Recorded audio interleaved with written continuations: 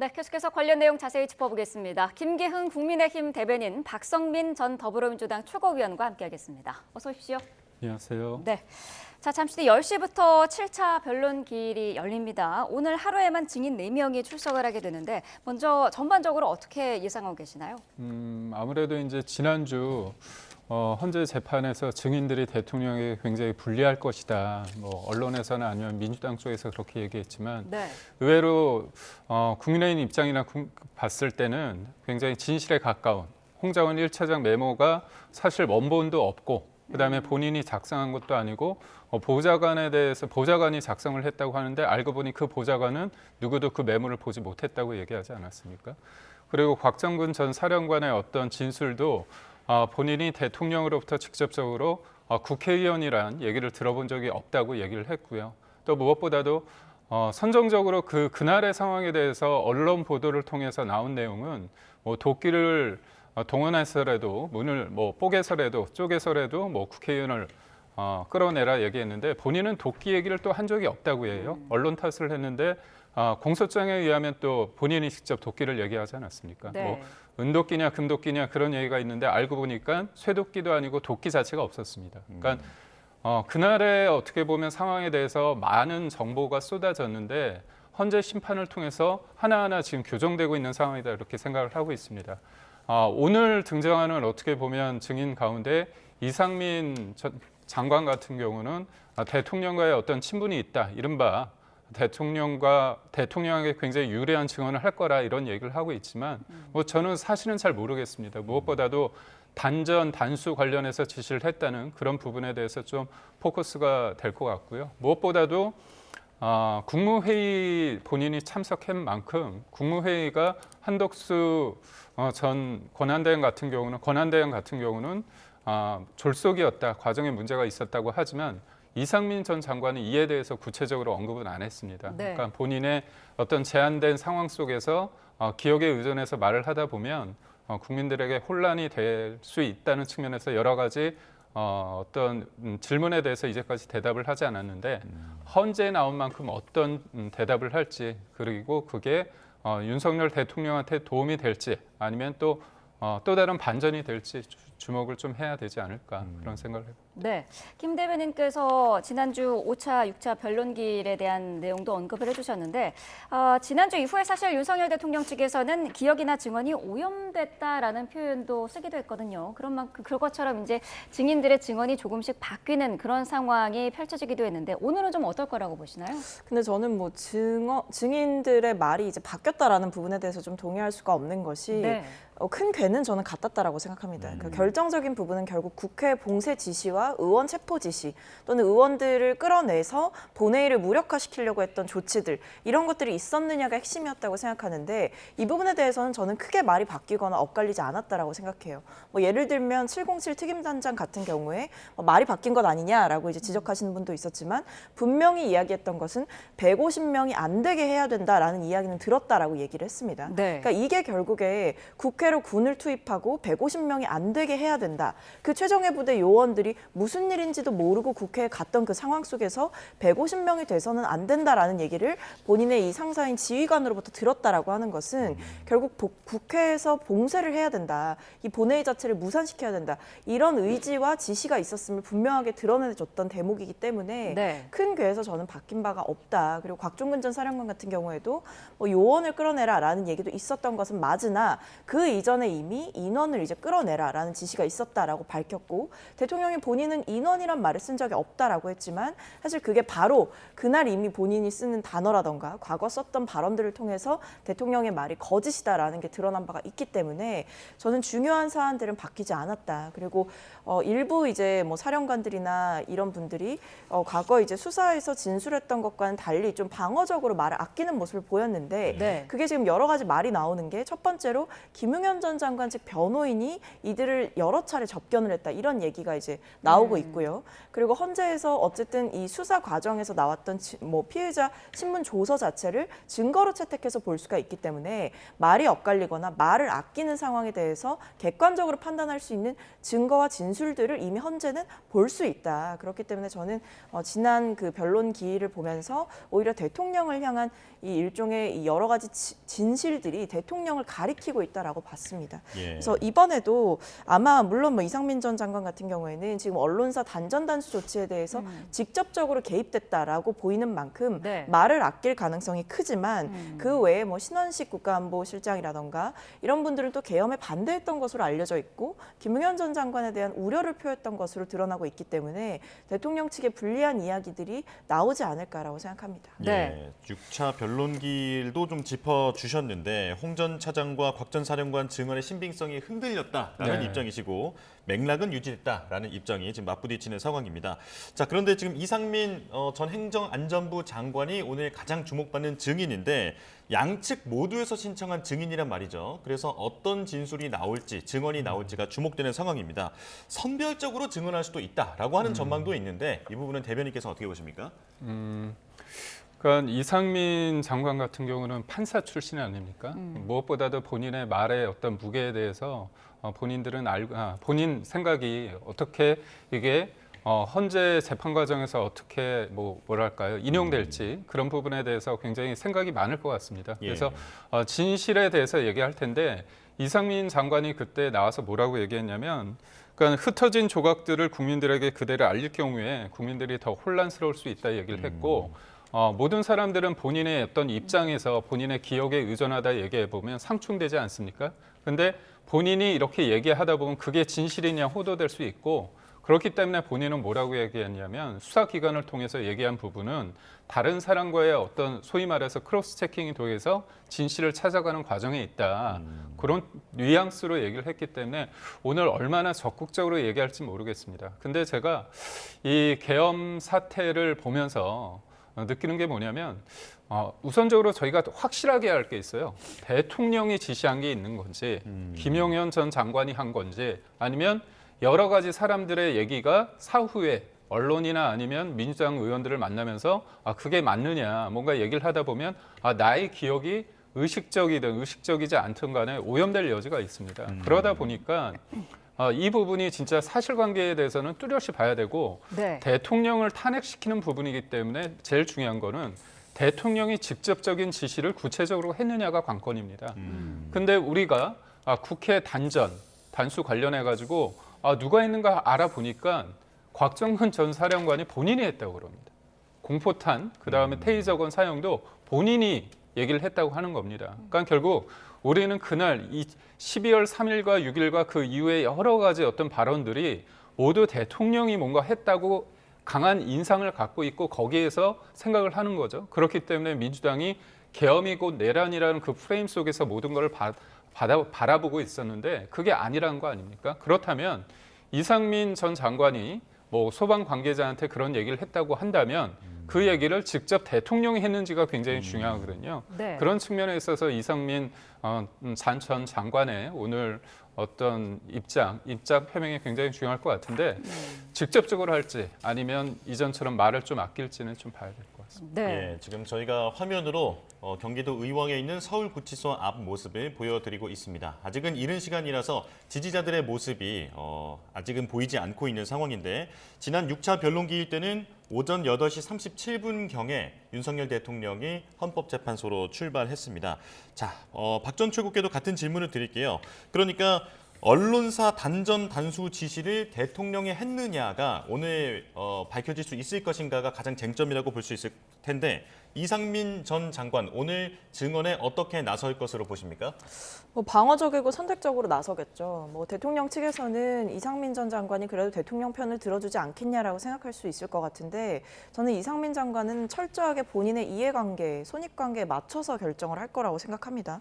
그게 좋은 부분도 있겠죠. 대통령 측에는 말을 아낀다라는 것 자체가. 네. 근데 그럼에도 이 행안부 장관으로서 굉장히 깊게 관여되어 있는 혐의가 결국에는 언론사 단전 단수 지시 이 문건을 받았다라는 건데 이 부분이 저는 포인트라고 봅니다. 첫 번째는 이것을 대통령으로부터 전달받았다. 그러니까 문건, 최상목 대행에게 전달됐던 그 한 장짜리 문건처럼 이상민 장관도 집무실에서 이것을 건네받았다라는 의혹이 있는 것이고 두 번째 그렇게 그 문건을 전달받고 나서 소방청장에게 하달한 것으로 그러니까 이상민 전 장관이 직접 연락을 한 것으로 드러나지 않았습니까?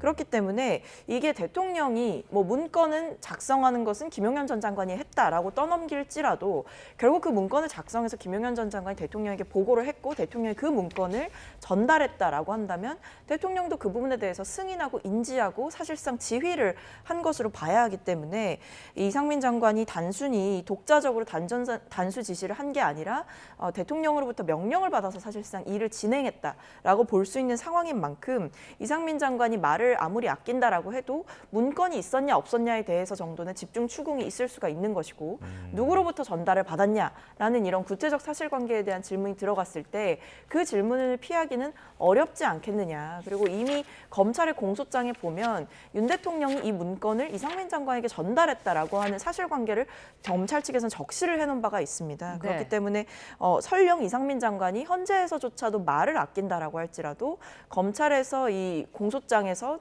분명하게 이 적시한 부분들을 헌재에서 저는 종합적으로 판단할 것이다 보고 있고요. 네. 그리고 또 여러 가지 봐야 되는 게 단전 단수 지시뿐만 아니라 두 가지가 중요합니다. 첫 번째는 국무회의 절차 하자 문제 이 부분을 봐야 되는 것이고요. 왜냐하면 이 이상민 장관이 전에 뭐 두어 명 정도 반대했다라는 식으로 이야기를 했다던가 이런 내용들이 있기 때문에 그 부분에 대한 질문도 있을 것이고 비상계엄의 사전 인지를 이상민 장관이 하고 있었느냐.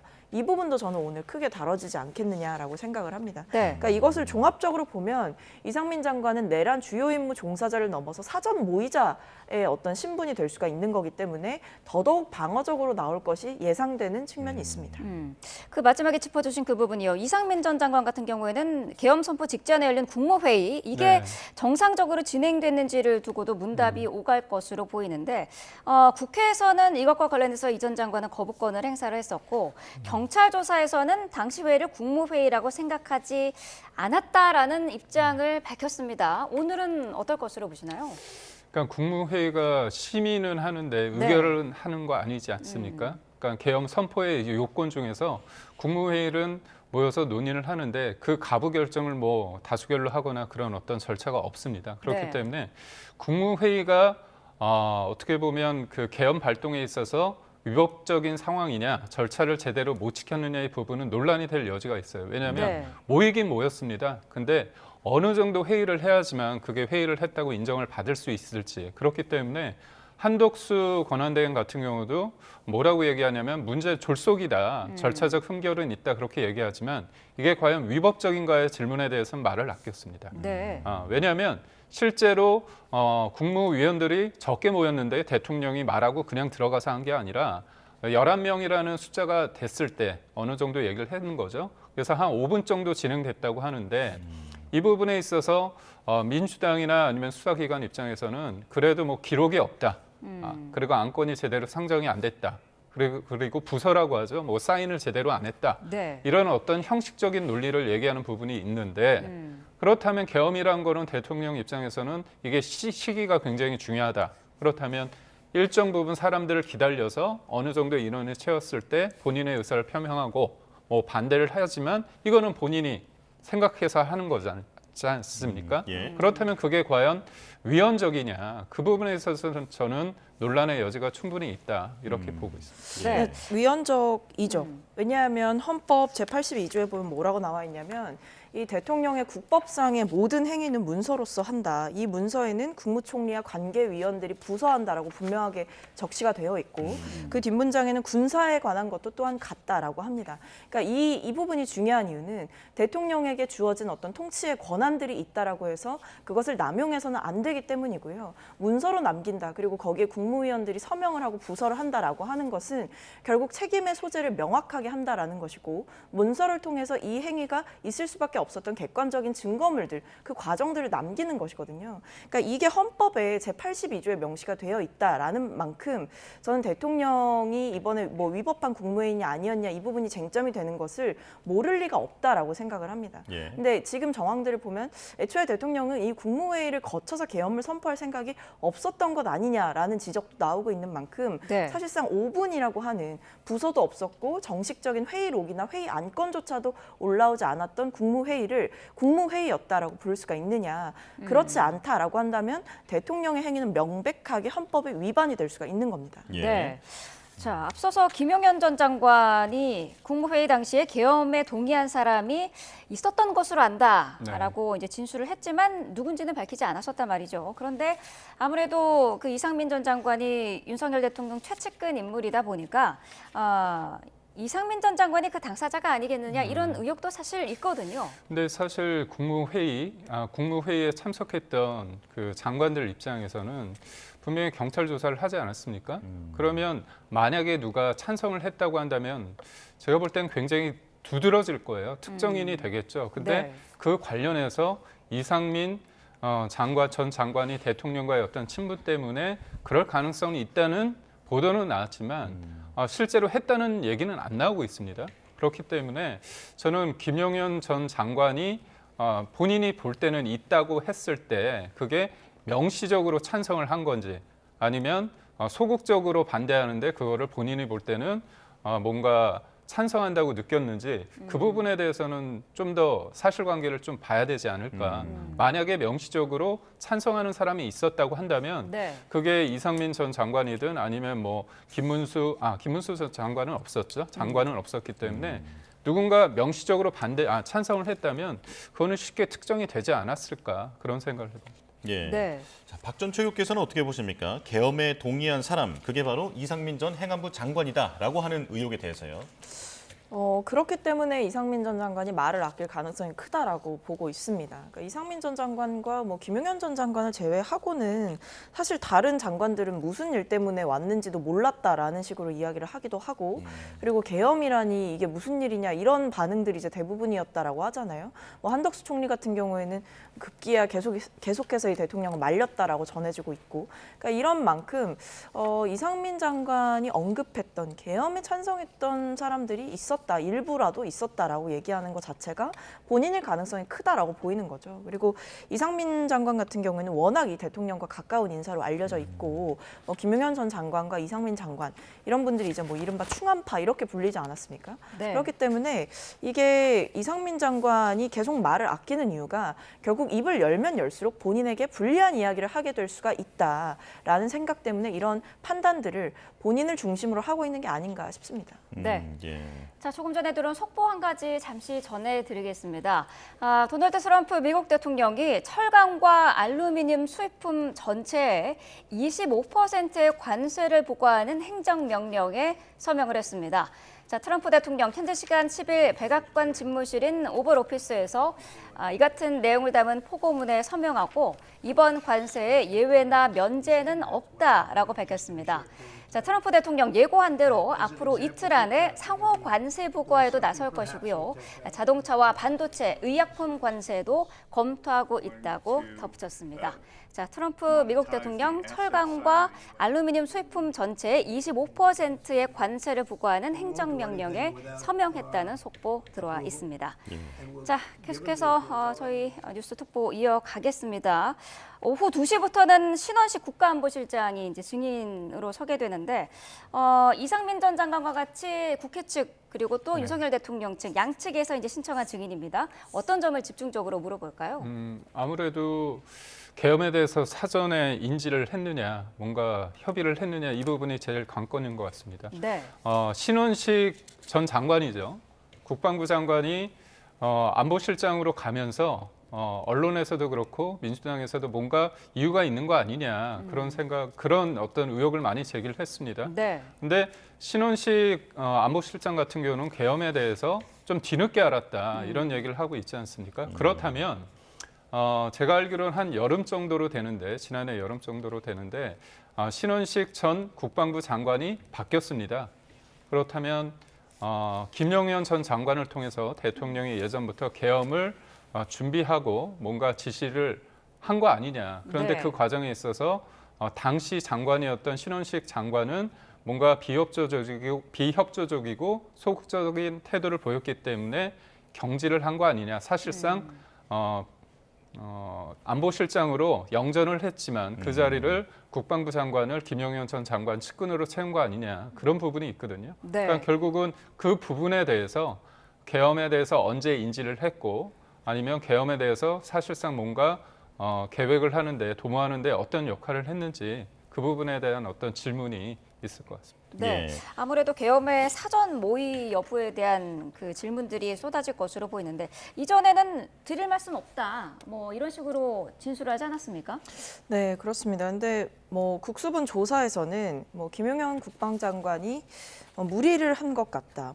평소에도 무리를 하는 사람이라서 좀 걱정이 된다라는 이야기를 했다라고 한덕수 국무총리에게 얘기했다라고 이제 진술을 했다라고 하는데, 네. 그러니까 계엄 반대 의사가 있었고 김용현 전 장관에 대한 우려도 있었다라는 게 이제 뭐 조사 과정에서는 명확하게 이제 본인 얘기를 한 거죠. 이 부분에 대한 얘기도 좀 있을 수가 있는 거고요. 네. 그 계엄 사전 모의 관련해서는 뭐가 있냐면 이 4월에 총선이 있지 않았습니까? 근데 4월 총선 전후로 해가지고 이 신원식 장관의 안보실장을 포함해서 조태용, 김용현 그리고 윤석열 대통령 이렇게 네 사람이서 뭐 술자리를 했다 이런 얘기가 있습니다. 네. 근데 이 자리에서 대통령이 총선 패배의 원인으로 부정선거를 언급을 하면서 계엄의 필요성을 얘기했다라고 하는 이야기가 나오고 있거든요. 그렇기 때문에 대통령이 그냥 단순히 경고성 계엄이라던가 우발적인 계엄이 아니라 이미 예전부터 이 부분에 대해서 여러 차례 측근들에게 뭐 가까운 술자리나 이런 자리에서 이야기를 해왔고 그 부분에 대해서 그 자리에 있었던 사람으로 지목이 되고 있는데 계엄 반대 의사가 있었던 사람인 만큼 어떤 헌재에서 질문이 나왔을 때 뭐 대통령이 계엄에 대해서 사전에 이야기해 본 적이 있었느냐 또는 의지가 어때 보였느냐 그 사유는 무엇이었느냐 이런 부분들에 대해서 집중적으로 추궁하게 된다면 신원식 그 안보실장이 과거에 본인이 표했던 우려들을 저는 솔직하게 이야기할 가능성도 배제할 수는 없다라고 봅니다. 다만 이 대통령 측에서도 신원식 실장을 출석하게끔 이제 한 만큼 사실 대통령 측에서는 본인의 우군이라고도 또 생각을 할 거거든요. 네. 그래서 앞으로 뭐 이상민 장관과 비슷한 상황인 것 같은데 과연 이 솔직하게 진실을 이야기하겠느냐. 근데 뭐 헌재에 나와서 여러 가지 이야기를 하지 않아도 이미 여러 수사 과정들에서 나왔던 얘기들이 있기 때문에 그 부분을 참조해서 판단이 될 것이다 이렇게 보고 있습니다. 네. 자, 저희가 화면상으로는 지금 왼쪽으로는 이 시각 서울구치소의 모습을 보여드리고 있습니다. 지금 직전 상황보다는 조금은 화면에 보이는 인원의 수가 많아지고 있고요. 차량의 이동도 조금 바빠지고 있는 그런 모습입니다. 화면 왼쪽 끝으로는 지금 태극기가 흔들리고 있는 모습을 볼 수가 있는데요. 아무래도 윤석열 대통령의 지지자의 태극기 모습인 것 같습니다. 자, 윤석열 대통령 지난 6차 때는 오전 8시 37분쯤에 구치소를 출발을 했습니다. 오늘도 아마 비슷한 시각쯤에 출발을 할 것으로 보입니다. 오늘도 호송 차량을 타고 이동을 할 것으로 보입니다. 자, 오늘 7차 변론길은 10시에 시작이 되는데요. 이상민 전 행정안전부 장관이 10시 30분에 증인으로 출석을 하고요. 오후 2시에는 신원식 대통령실 국가안보실장, 또 오후 3시 반에는 백종욱 전 국정원 3차장, 오후 5시에는 김용빈 중앙선관위 사무총장이 증인으로 출석을 합니다. 예. 자, 이 시각 서울구치소 아직은 오전 8시를 막 넘어선 시각이라서 지지자들이나 인파가 아직은 몰리지 않은 상황인데 시간이 지날수록 조금 더 분주해질 것으로 예상이 되는 상황입니다. 네. 자, 앞서 짚어드린 대로 오후 2시에 신원식 국가안보실장이 증인으로 출석하는데 자, 국회와 윤석열 대통령 양측에서 신청한 증인인 만큼 양측 모두 질문할 수 있는 기회가 주어집니다. 자, 비상계엄 선포 전후의 상황에 대해서는 사실상 신원식 국가안보실장이 아직까지 뚜렷한 어떤 메시지를 내놓은 바가 없기 때문에 오늘 새로운 내용이 나올 수도 있지 않을까라고 하는 점이 주목되는데 이 부분은 어떻게 전망하십니까? 근데 의외로 제가 볼 때는 지금의 어떤 계엄에 대해서 주도적으로 사전에 어떻게 보면 계획을 하고 실제로 그 현장에서 지휘를 하고 그런 부분에 일련의 어떤 전반적인 연출은 김용현 전 장관한테 대통령이 어떤 권한을 준 것 같습니다. 네. 그렇기 때문에 신원식 안보실장이 어떤 그 과정에서 중요한 역할을 했는지 여부에 대해서는 뭔가 뾰족한 게 나오기는 좀 힘들 것 같다는 저는 생각이 들고요. 네. 무엇보다도 대통령실이 대통령 비서실장과 그다음에 신원식 안보실장을 포함해서 요번에 조금 계엄 이후에 본인들은 조금 그 과정에서 좀 배제됐다 아니면 사후에 통보받았다 그런 불만이 좀 있는 거로 제가 알고 있거든요. 예. 그렇게 본다면 오늘 의외로 신원식 비서실장에 대해서는 주된 것들이 예전에 4월 달에 만났을 때 부정선거 얘기를 했다고 한다면 그런 부분에 대해서 김영현 전 장관이 어떤 식으로 얘기를 했고 본인은 어떤 반응을 보였는지 그런 부분에 대한 의혹 제기는 있지만 그렇게 구체적인 상황에 대해서 의혹 제기 정도의 사안에 대해서 본인이 뭔가 얘기를 한다? 그거는 좀 아닐 것 같다는 생각이 듭니다. 예. 네. 비상계엄 관련해서는 윤석열 대통령이 김용현 전 장관에게 주도적 역할을 맡긴 것으로 보이기 때문에 신원식 국가안보실장에 관련되어 있는 어떤 새로운 내용이 나오기는 어려울 것이다라는 전망을 들려주셨거든요. 박 전 최고는 어떻게 생각하십니까? 근데 이게 뭐 새롭다의 기준이라는 게 뭐 단순히 그 비상계엄 그 직전만 두고 볼 수는 없는 것 같습니다. 뭐 예를 들면 앞서 제가 잠깐 언급드렸듯이 뭐 3월 말, 4월 초 이런 때 대통령이 비상계엄을 언급했다라는 이제 언론의 보도도 있고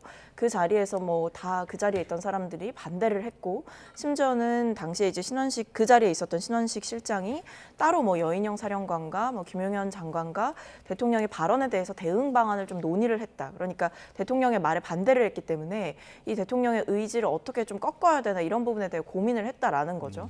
그러니까 이런 식으로 대통령이 여러 차례 이 사석에서 계엄에 대해서 이야기를 한 바가 있다라는 정황들이 이제 곳곳에 있는 만큼 그 부분에 대한 집중 추궁이 이루어지게 된다라고 한다면 이 비상계엄의 전말이 보다 좀 명확하게 드러나는 계기가 될 수가 있을 것 같고요.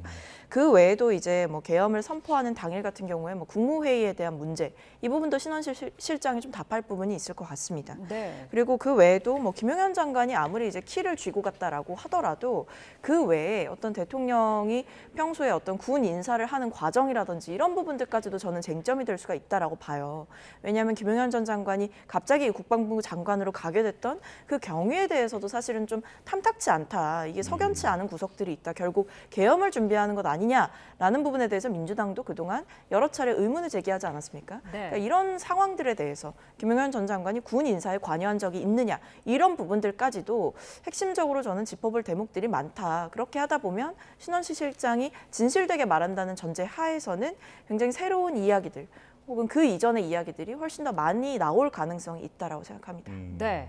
자, 오늘은 또 부정선거 의혹에 대한 집중적인 문답도 오갈 것으로 보이는데 오후 3시 반이죠. 백종욱 전 국정원 3차장은 이제 대통령 측이 신청을 한 네. 증인이고요. 오후 5시에 나오는 김용빈 중앙선관위 사무총장은 국회 측이 신청한 증인입니다. 이 부정선거 의혹 관련해서는 윤 대통령은 앞선 변론기일에서 선관위 군 투입을 그러니까 윤석열 대통령 본인이 김용현 장관에게 지시했다. 이렇게 유일하게 자신이 지시했다라고 인정을 한 부분이기도 하죠. 그러니까 부정선거가 있었다. 대통령이 이렇게 명시적으로 얘기한 건 아니고요. 네. 부정선거가 있을 개연성이 있다. 어떻게 보면 지금 국민의 적지 않은 수가 부정선거가 있었다. 아니면 부정선거가 있을 수도 있었기 때문에 이거를 명확하게 뭔가 정부에서 이거를 좀 확실하게 이번 기회에 좀 정리를 해서 이걸 알려줘야 되는 거 아니냐. 계속 음모론으로 치부할 게 아니라 이 사안이 현실적으로 어떻게 보면 사전 투표에 대한 어떤 반발 그런 네. 식으로도 이어질 수 있는 거 아닙니까? 그리고 사회 갈등의 어떤 요소로 작용하기 때문에 이게 2020년 총선 이후부터 아주 본격적으로 대두되고 있습니다. 그렇다면 이 부분에 있어서 대통령 입장에서는 계엄이라는 어떤 절차를 통해서 한번 알아보자 그런 생각을 했는데 네. 가장 중심되는 게 뭐냐면 2023년에요. 10월에 국정원이 보도자료를 냈습니다. 국정원이 이제 선관위 관련해서 들여다 보니까 보도자료 제가 말씀드리겠습니다. 네. 통합 선거인 명부 시스템 조작이 가능하다. 그다음에 또 개표 결과 값도 바꿀 수 있다. 그리고 외부망에서 침입이 가능했다.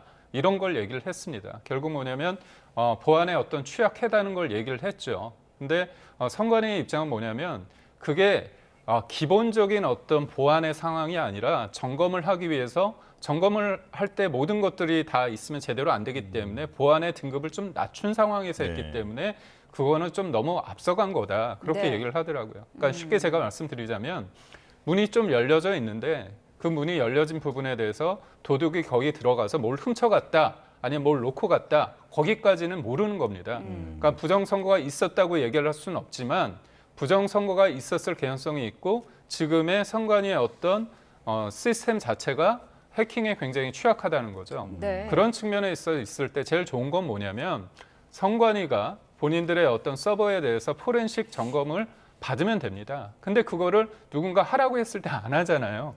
특히나 이제 선관위가 이제까지 했던 건 뭐냐면 문제가 없는데 왜 우리가 감사를 제대로 받아야 되냐. 우리는 헌법사학 독립기구다. 그렇기 때문에 계속 이제 어떻게 보면 사실상 미온적으로 소극적으로 대처해야 한 부분이 있습니다. 그래서 사람들이 요즘 느끼는 건 뭐냐면 이번 기회에 그렇다면 선관위가 검찰이든 아니면 뭐 경찰이든 아니면 뭐 감사원이든 여러 가지 절차를 통해서 선관위 서버에 대해서 한번 허심탄회하게 해라. 근데 네. 이게 되기 위해서는 압수수색 영장이 발부돼야 되는 거거든요. 그거는 또 법원에서 해야 되는 겁니다. 근데 네. 법원이 사실 법원의 장들이 지역의 선관위원장이고요. 지금 선관위원장도 대법관입니다. 그렇기 때문에 왜 미온적으로 될까? 여러 가지 의혹이 있다면 이 문제를 사회적 갈등을 줄이기 위해서라도 이번 기회에 좀 해야 되는 거 아니냐? 이런 어떤 뭐랄까요? 여론이 높아지고 있는 상황이 아닌가 싶습니다. 네. 예. 백종옥 전 차장은 지난 2023년이죠. 중앙선관위 투개표 시스템 보안 점검을 주도를 했고요. 점검 결과 말씀하신 것처럼 선관위의 보안 관리가 부실하다라고 발표를 했었습니다. 반면에 김용빈 사무총장은 그동안 계속해서 선관위의 서버 해킹은 불가능하다 이렇게 강조를 해오고 있지 않습니까? 그러니까 이게 지금 보면 국정원에서 선관위 보안 점검을 한 결과 이제 뭐 해킹이 가능하다 이렇게 얘기하는 건 전 좀 위험하다라고 생각해요. 그러니까 네. 해킹의 가능성이 있는 것과 해킹을 할 수 있는 거는 완전히 다른 얘기인 거거든요. 그리고 선관위에서도 계속해서 이 설명을 하고 있는 부분이 뭐냐면 이게 합동 보안 컨설팅을 했던 당시에 이 국정원의 뭐 테스트 계정이라든지 이런 것들을 다 제공을 하고 그러니까 해킹을 해보려고 이제 시도를 해보는 거 아닙니까? 이게 되나 안 되나 이 부분을 이제 체크를 해보는 건데 네. 쉽게 말하면 모든 정보를 다 줬다 이거죠.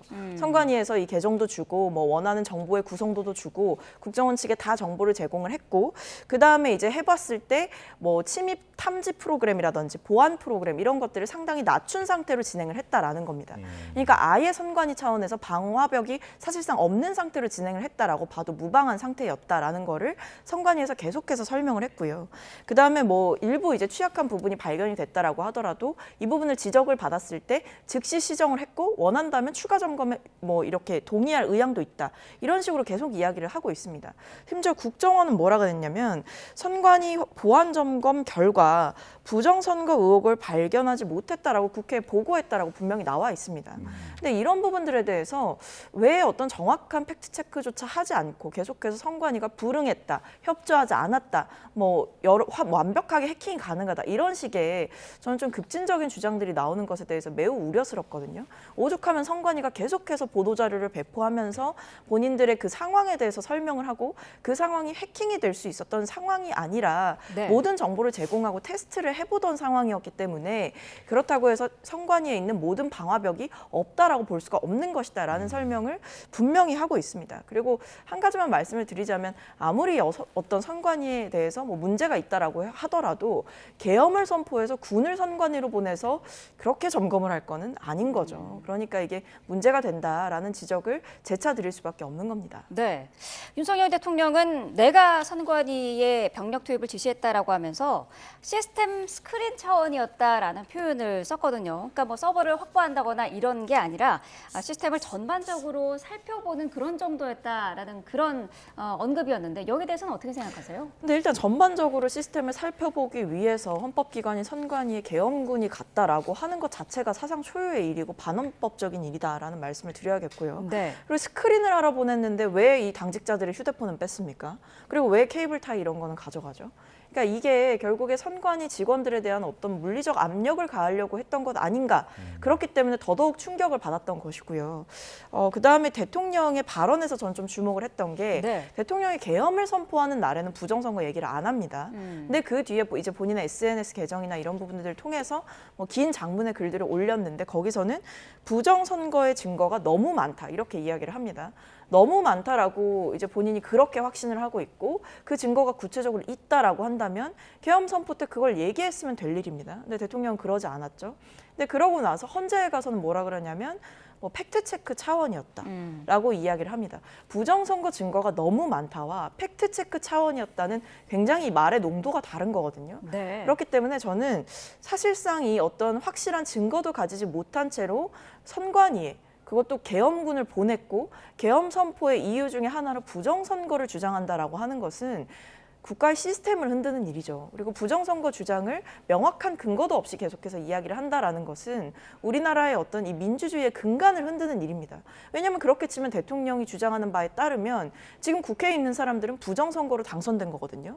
뭐 그러니까 체포하려고 한 건가 이런 생각까지 들기는 합니다만 결국에 지금 대통령이 이야기하고 있는 부정선거의 증거가 너무 많다라고 하는 것에 대해서 대통령의 오랜 친구로 알려져 있는 지금 이 선관위 사무총장 김용빈 사무총장조차 도 현재 시스템 자체에서 부정선거 시도는 불가능하다라고 이야기를 하고 있습니다. 저는 이 부분에 대해서 오늘 좀 속 시원하게 얘기가 오갔으면 좋겠다라는 심정입니다. 네. 계엄 선포 당일에는 대통령이 부정선거에 대한 언급이 없다가 추후에 언급한 부분을 지적을 해주셨는데 여기에 대해서는 어떤 의견이신가요? 그러니까 이게 지금의 상황에서 봤을 때는 네. 여당 쪽에서 굉장히 부정선거 얘기를 많이 했다고 보지만 제가 알기로는 갑자기 제가 이름이 생각이 안 나는데 그 양산 쪽에 나왔던 분이 김두관 전 의원 같은 경우도 지금 부정선거 관련해서 소송을 하고 있습니다. 그렇다면 민주당 봤을 때는 그분은 음모론자인지 제가 되묻고 싶고요.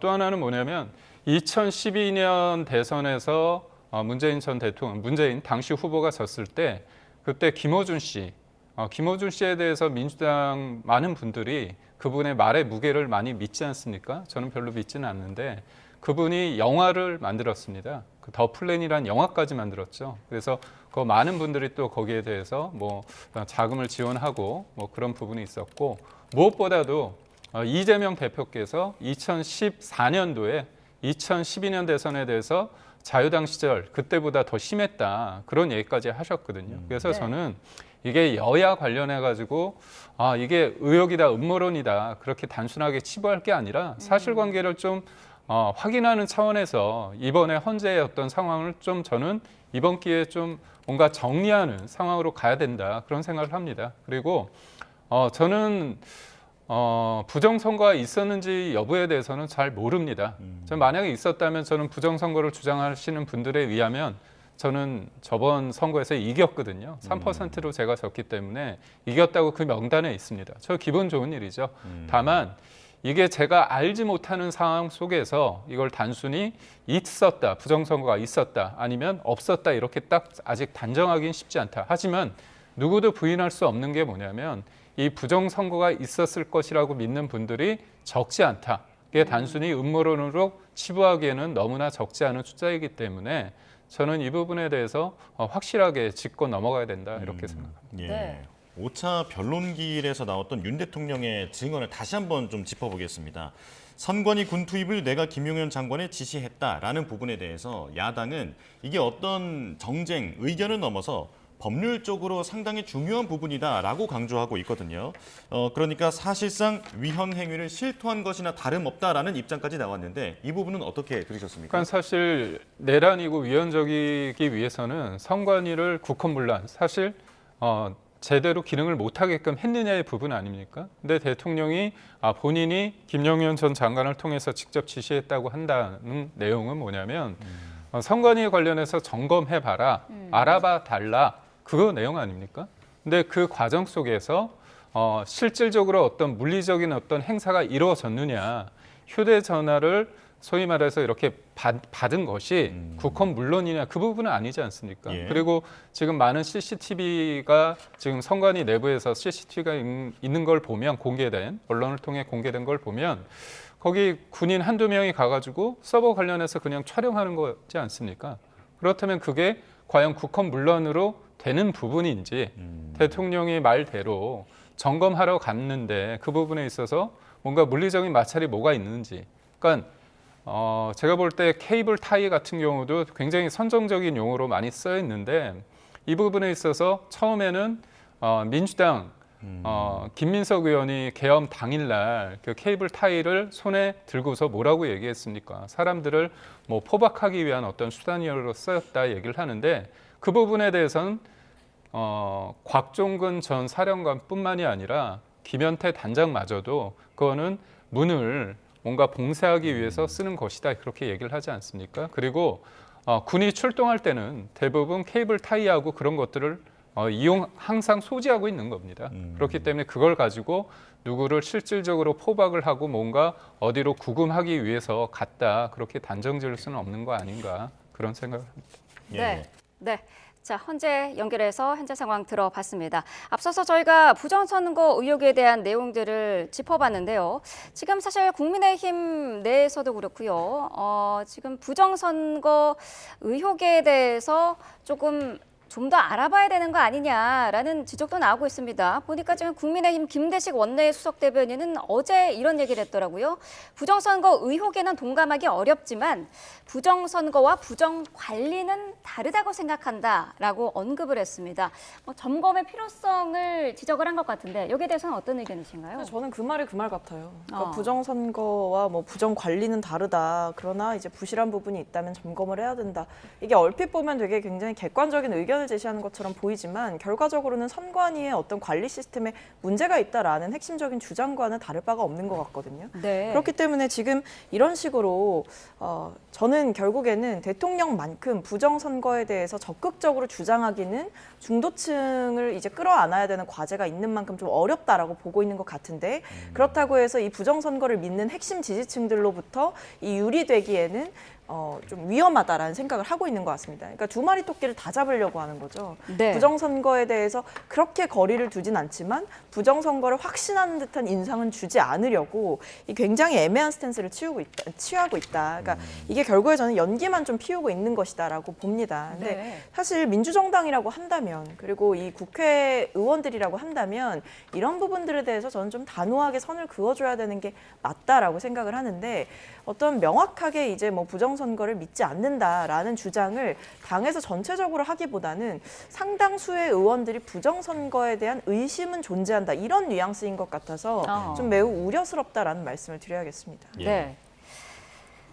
자, 지금 저희가 서울구치소의 모습을 보여드리고 있습니다.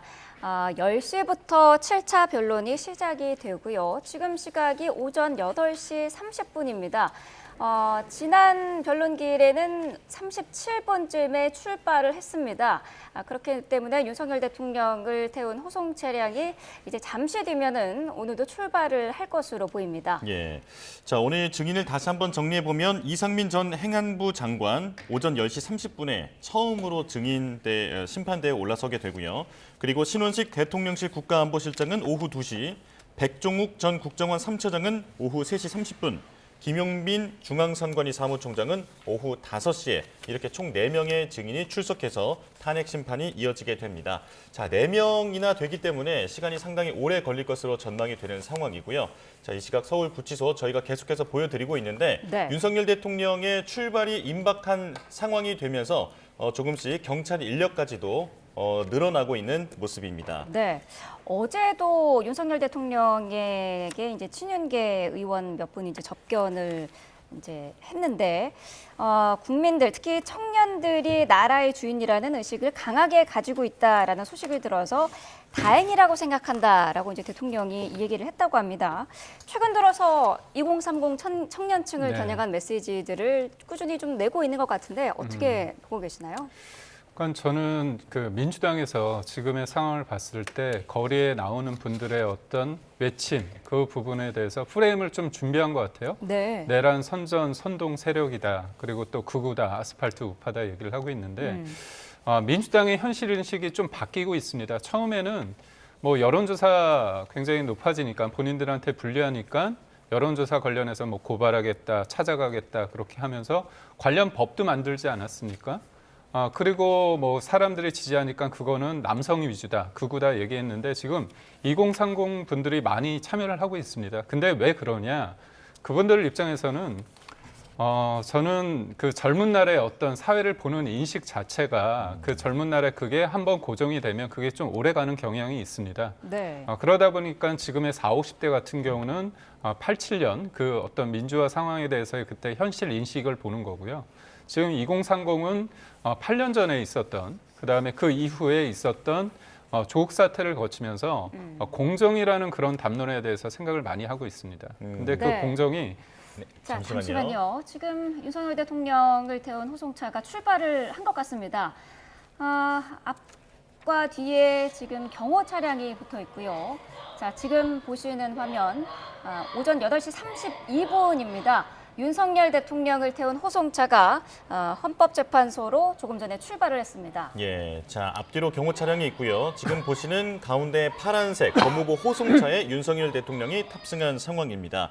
자 지난 과거에 출석했던 그 경로를 살펴보면 일단은 서울구치소를 출발해서 잠원역 근처를 지나가게 되고 그리고 한남대교를 통과하고 퇴계로와 청계천을 지나 헌재 도착할 것으로 오늘도 예상이 되는 상황입니다. 네.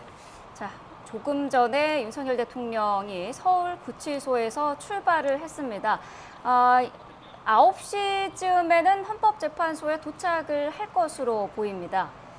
자, 지난번보다는 조금 일찍 출발을 한 그런 상황인데요. 자, 오전 8시 30분쯤 출발을 했습니다. 네, 거리는 25km 정도 되는데 교통 통제가 이루어지면 20분에서 25분 정도 걸리는 상황입니다.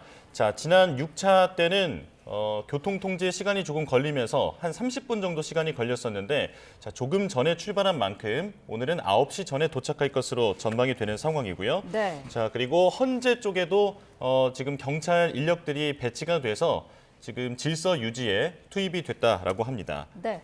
자, 윤석열 대통령 오늘 헌재에 출석하기 전 어제 이제 친윤계 의원들을 만나서 2030 청년을 겨냥한 메시지를 낸 것에 대해서 저희가 이야기를 하고 있었는데요. 어떻습니까? 지금 옥중 메시지를 계속해서 내는 거에 대해서 민주당에서는 계속해서 비판을 하고 있어요. 그러니까 뭐 이제 계속해서 뭐 옥중 정치를 본격화하고 있다 이렇게 네. 보이는데 뭐 사실 적절한 태도는 아니라고 생각합니다. 그리고 자꾸 뭐 자유민주주의를 뭐 수호한다면 국민의 사랑을 받을 수 있을 것이다 이런 이야기도 하고 뭐 청년들에게 고맙다 이런 이야기를 한다라고 하는데 청년들을 그렇게 생각하고 국가의 미래를 생각한다고 했다면 계엄을 선포해서는 안 됐던 거죠. 계엄 선포 포고령만 봐도 대통령의 행위가 얼마나 폭력적인 행위였는지 국민의 기본권을 제한하고 언론과 출판의 자유를 제한하고 정치 활동을 일체 금하는 행위들이 얼마나 자유민주주의를 망치는 행위였는지가 다 드러나 있음에도 불구하고 대통령이 아직까지도 마치 본인이 구국의 결단을 내린 것처럼 본인이 마치 국가를 위해서 국가의 미래를 생각해서 엄청난 희생을 한 것처럼 이야기를 하는 것 자체가 저는 정말 국민들의 분노를 유발하고 있다라고 생각을 해서요. 사실 뭐 대통령이 계속해서 여론전을 펼치는 것도 굉장히 화가 나는 일이지만 그 자리에 국회의원들이 가가지고 눈도장을 찍고 대통령의 말을 언론에 국민들에 옮기는 이런 행태도 저는 굉장히 좀 국회의원으로서 해서는 안 되는 행위들을 하고 있다. 사실 이게 체포조 얘기도 나왔었고 국회 이제 봉쇄 얘기도 나왔었지만 결국 국회의원들이 여야 할 것 없이 당사자가 됐던 거거든요. 본인들은 뭐 일부 의원들이 이제 당사에 있었다고 해서 그 본청에서 있었던 그런 몸싸움의 상황들을 못 봐서 그런 것인지 모르겠는데 국회 본청의 창문을 깨고 계엄군이 들어왔단 말입니다. 이 행위를 저지른 사람이 지시한 사람이 대통령이라는 게 명백한데 국회의원들이 어떻게 이렇게 인간적인 인연을 내세우면서 접견을 가서 눈도장을 찍고 오는 것인지 저는 정말 이해를 할 수가 없고요. 국회의원으로서의 의무와 일말의 책임감이라도 있다라고 한다면 더 이상 대통령의 대변인을 자처하는 행위는 멈춰야 된다라고 생각합니다. 예. 자, 지금 저희가 화면을 통해서 윤석열 대통령이 조금 전에 서울구치소를 떠나서 헌법재판소로 출발한 모습을 보여드리고 있습니다. 자, 그리고 오른쪽 화면은 이 시각 잠원 IC 인근인데 이 길을 지나서 헌법재판소로 도착하기 때문에 지금 저희가 미리 현장에 취재진이 나가서 보여드리고 있고요. 저곳이 교통 통제가 되면서 윤석열 대통령 차량이 지나갈 전망입니다. 네.